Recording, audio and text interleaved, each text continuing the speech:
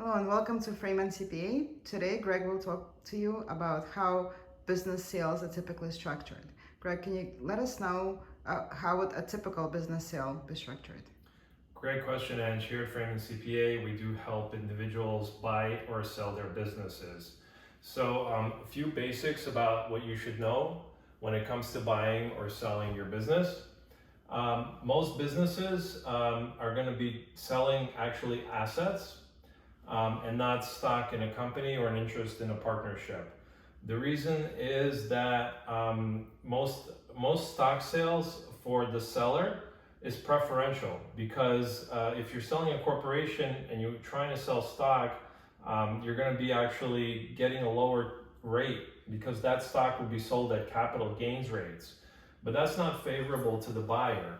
The buyer then cannot depreciate the stock after they've purchased the business, and all they would really have is stock. Stock is not something that's depreciated, so there would be no tax write-offs. So the buyer is always interested in buying assets, because when the buyer buys assets, the buyer can then depreciate the actual asset values over the course of certain time span, depending on what they're buying.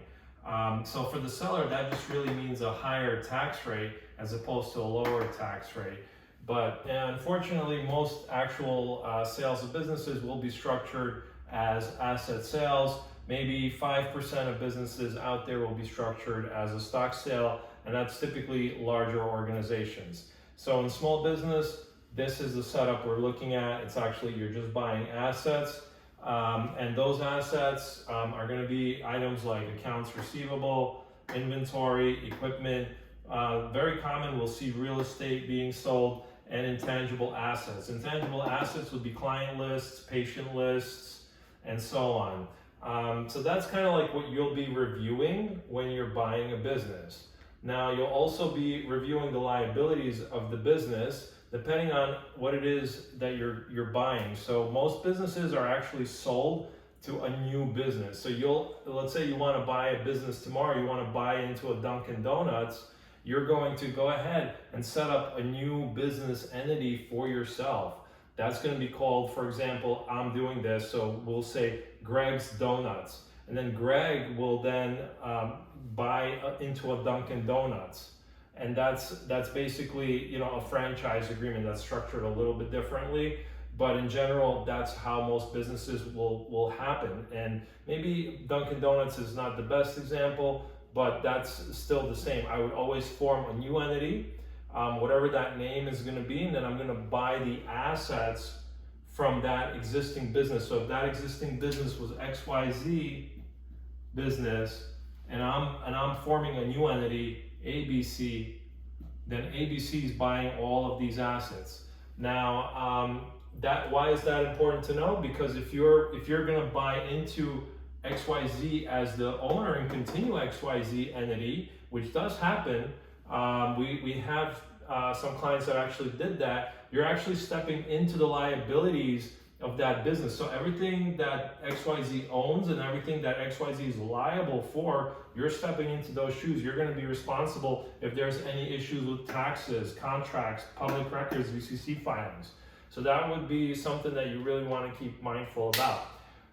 As far as the liabilities go, so if you're setting up a new entity, which is the most common way that a business is bought, you still want to look at UCC filings and public records in your state, because in some states that will still, and taxes, in some states that still trickles along. Even though you're forming a new legal entity, you could still be taxed for certain taxes like sales tax or payroll tax, where the state will disregard that you're a new entity and come after you and still persecute you for any past due tax liabilities. So that's important to keep in mind. So that's why you're still going to review these items.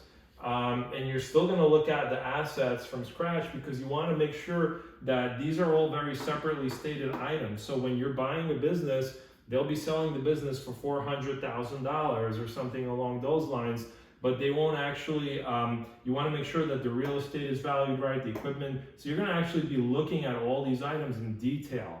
Buying a business or selling a business is a highly complicated transaction, and there's a lot that goes into it. A lot of professionals should be involved in the sale or purchase. So that's basically the very bird's eye view type of scenario that's happening during this type of transaction. So again, with liabilities, you're also looking at past liabilities, and including contracts. You want to know what the company's doing. That's just the basics. I mean, there's a lot more that goes into this. But the tax return is something that is usually the great starting point. That's where we are just getting an idea of how the business is doing by looking at the tax return. Is it profitable? Are they really telling us what it is? Now, again, a tax return is only as good as whoever prepared it. So we never know what's behind those numbers. A tax return has summarized data. It'll say auto expense, the amount of dollars reported for that year. It'll say, travel, for example, was that much cost for the year. But that's just a summarized number reported on the return. We don't really know if that was indeed what was incurred, or we don't actually know if that was actually an allowable deduction or anything. So to get a better idea, you then have to inspect things like the books and records, the Quickbooks file. You want to start looking through the Quickbooks file and getting an idea of what's actually behind those numbers. Were they valid? Were they of any use to you in your assessment as you're buying this business? So that tax return could be one of your first starting points. Obviously, you want to look at the assets, what they're selling. They should be all listed out as far as what the value is for each one. So that's great starting points.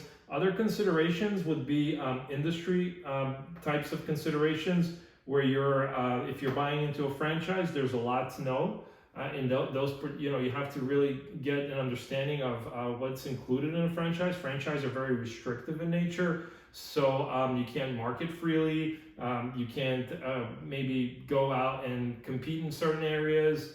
There's everything can be restricted. The royalties can be very predatory. You can have many other pitfalls. So buying into a franchise can be a whole other video. That is really something that you should take into consideration, not walk into lightly. That's where we see a lot of people trip up, is actually franchise. It's not as great as it sounds. So that's industry. Ratio analysis you can do with a tax return. That's basically benchmarking. That's looking at, how, if you're buying a restaurant, what's the salaries to total sales? Is it within the industry benchmark? Is it, are the salaries 15% of sales, or are they 30%? And that's really outrageous for a restaurant industry. Or is it within the norm for an industry of that nature? So ratio and benchmark analysis is kind of tied into the industry and the franchise. So you want to look at those other types of variables, and they actually all tie in with the return, because you can do these type in the Quickbooks file. That's something you can quickly kind of get an idea of your ratio analysis by looking at the tax returns for a couple of years, 2 or 3 years, and the Quickbooks file for a couple of years. So that's basically the gist.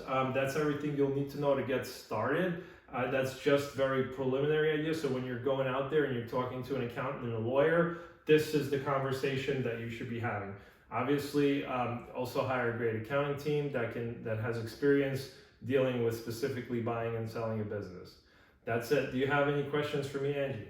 I think you've covered it actually pretty good. Thank you. Well, I tried my hardest there. All right. Thanks so much. Well, have a great day. We'll see you next time on Freyman CPA. Remember, your success is our success all day, every day. Thank you.